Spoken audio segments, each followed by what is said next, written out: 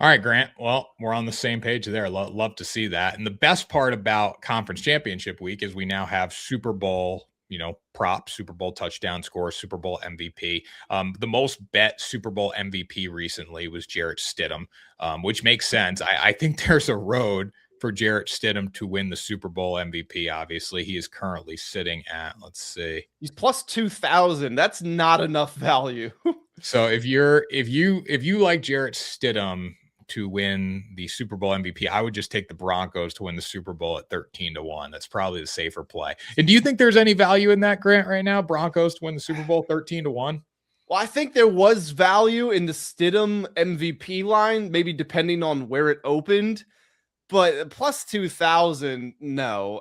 If this is plus 5,000, plus 10,000, then okay, I can get behind that. And those numbers are like Kayshon Boutte is plus 10,000. Nick Bonito, honestly, at plus 7,500, that's more solid value to me. I'm with you. If you're thinking about the Stidham thing, take the Broncos to win. 13-1 is still good money. Now, do you think 13-1 has some value for the Broncos to win the Super Bowl? We saw the Eagles do it with the backup quarterback and Nick Foles. I don't hate it.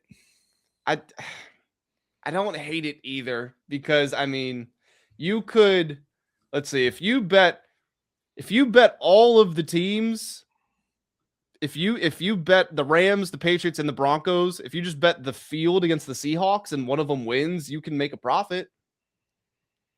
Mm-hmm. What would you have to bet on those? Yeah, Rams. Yeah, so if you did, let's see. If the Rams win it, then you're not making a big profit. Like, it's pretty marginal because it's plus 210 odds and plus 200 is your break-even point, but that's something. I think the Broncos at 13-1, here would be my strategy on that. If you get to a spot if they can win this game and then they get to the Super Bowl, there's got to be a spot in the Super Bowl where you're like, yeah, there's a live betting opportunity, whether it's 2.5, whether it's 3.5, I don't know. Cause obviously they'd be an 8.5 point dog, but there should be a moment you would think in that game that's going to be competitive where you could probably get a good price. And especially too, what happens if Jarrett Stidham comes out and just starts slinging it around the yard? That's another thing we haven't factored in. No, I was going to say, that's one thing we haven't talked about. I don't think Stidham is bad. Well, let's see what he's done. And he's 1-3 in his NFL career. But the fact that he got to be with Tom Brady, that's got 2 years with Brady, 2019, no, not 2020. Brady was in, so you spent 1 year with Brady. Rumor is Brady didn't like him, I think. Oh, really? I didn't know that. Well, he's been with Sean Payton for 3 years in Denver, so he knows the system like the back of his hand by now. And a backup quarterback, they don't have to go win the game for you. You just can't go lose it. If you just don't turn the ball over and you punt, you play defense, especially I'm sure that's what Sean Payton's saying this week. We're going against a Patriots team that has been lucky. So he's turning on CJ Stroud film. He's saying, you want to know how to lose to the Patriots? Do this, throw it to them. Don't do that and we'll win. If you just take a sack and we punt the ball, we're going to be in the game. That's all he has to say. So if you're Jarrett Stidham, just don't make a critical mistake. And what happens if Jarrett Stidham's good? He was a 4th round draft pick. You don't know. He might be electric. That's where I kind of have my thoughts of all right, 13-1. That's a juicy line right there. No, I agree. Again, I don't think he's terrible. I think he's what I usually say about backup quarterbacks is they can play one game, maybe two, and you don't realize your starter is out. The best backup quarterbacks. For example, again, as a Commanders fan, Mariota came in for a game or two the last couple of years. You wouldn't have realized Jaden Daniels was gone. He ended up playing the whole season, so you felt it.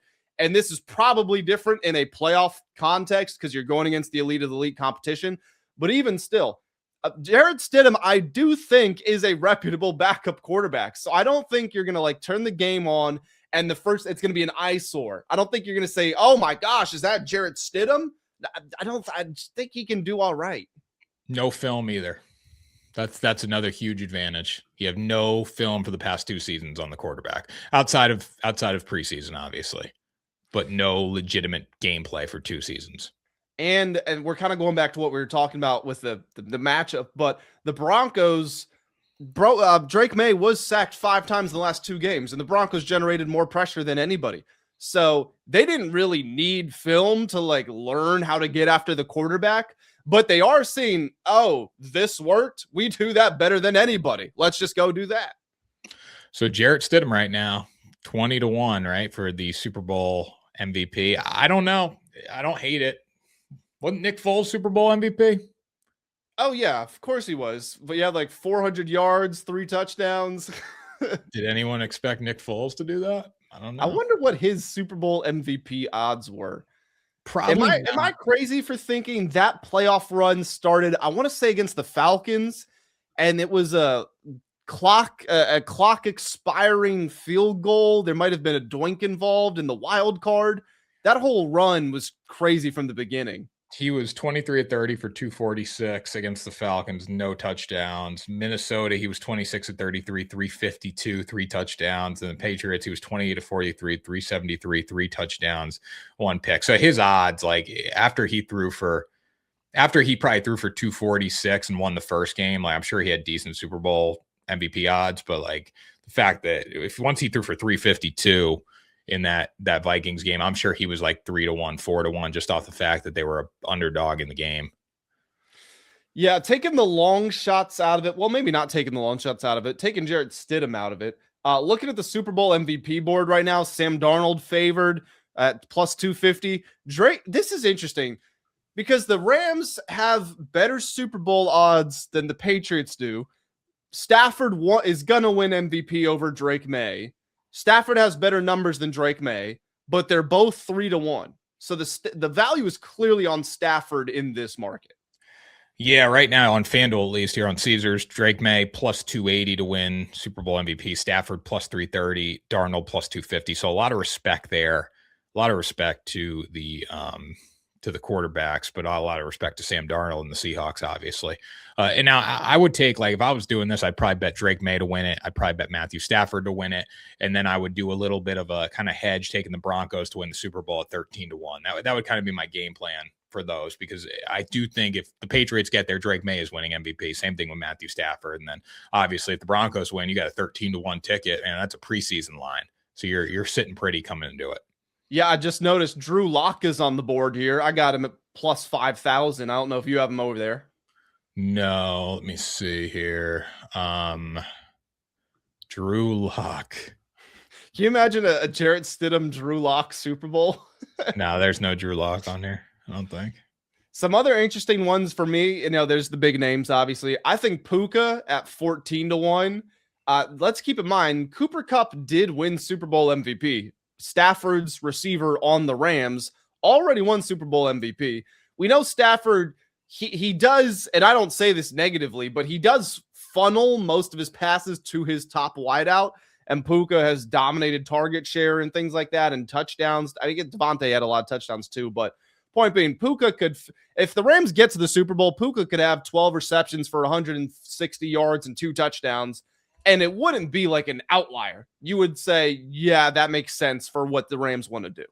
So I would say, because of how they vote, because of just Stafford's end of his career, I agree with you. Because Stafford's at the end of his career, this could be the last game. I think he's going to come back, don't you? I do, yeah. Yeah, but like this is probably coming to the end. I do think he's winning it if the Rams get there, no matter how Puka really has to catch all the passes for that to be the case. And then if the Patriots are in it, like, since there is a fan vote that's 20% too, like Drake Maye is going to win. Drake Maye could win it without winning the game, genuinely, with the fan vote he's receiving. So, yeah, I believe that it's going to be Drake Maye or Matthew Stafford.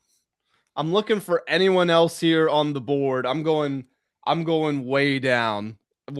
What if AJ Barner at plus 15,000? What if he pushes 2 touchdowns? We giving it to AJ Barner? Never know. Like, I mean, there's some Nick Bonito at plus 10,000 is not terrible. A couple sacks, strip sack. I mean, they got to win this game too to get there. Well, how about his partner? I mean, Jonathan Cooper is plus 30,000 over here. He's the guy on the other side of the line. Yeah, that's one. Stephon Diggs shouldn't even, like, they ain't giving to Stephon Diggs. after everything that's happened. Borregales at plus 35,000. No. Rashid Shaheed, 75 to 1. Devontae Adams, 45 to 1. Like, he could have a couple touchdowns. Like, for the receivers to win it, they got to have like the game winning touchdown. That's the tough part.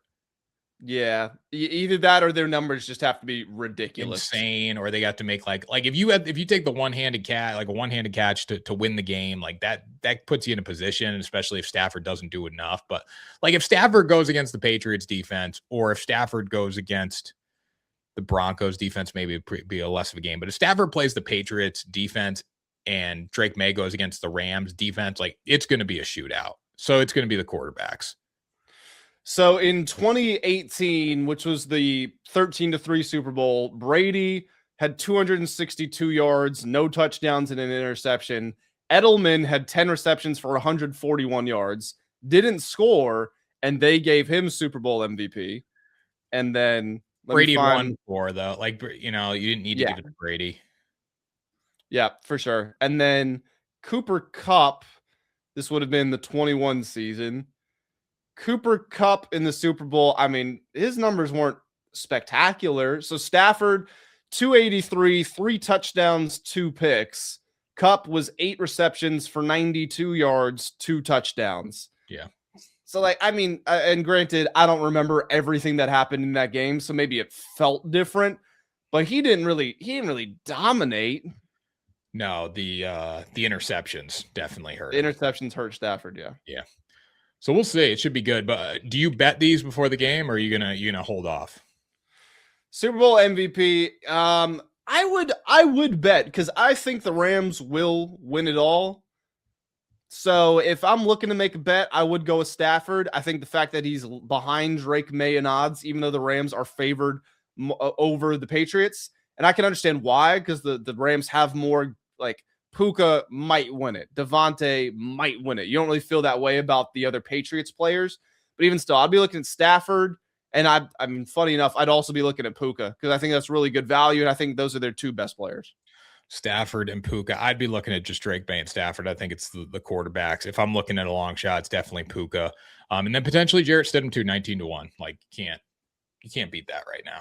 Because quarterback, he gets there, got a good chance to win it. The backup story, people are going to want to give it to him if the Broncos are able to get there. But the better route to look at is just taking Broncos to win it for 13 to 1. According to FanDuel right now, the Rams to beat the Patriots in the Super Bowl is plus 390. The Patriots to beat the Rams is plus 550. That's the matchup that it sounds like we both have. So we'll wait and see. We will wait and see, guys. It's another episode of Ride the Line, Grant. It was a fun one. It was a fun one. Make sure you guys subscribe to the YouTube channel. Smash the subscribe button, like, share, do it all. Check out WSN.com. Picks, previews, articles, analysis, all on the website. So thanks for joining us, guys. And Grant, why don't you take us out of here? That's going to do it for this episode of Ride the Line. One final time, like and comment. That's the easiest way you can support us. Make sure you check out videos all throughout the week. We will catch you on the next episode of Ride the Line.